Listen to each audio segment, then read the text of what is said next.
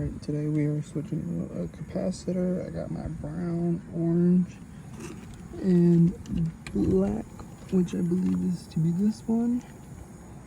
3 wires.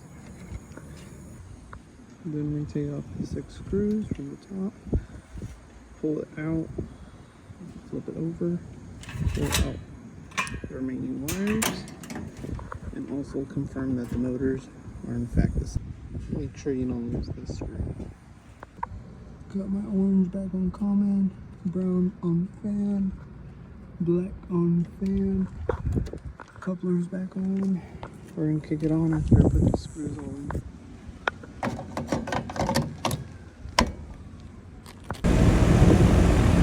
The fan up and running, got everything put back together.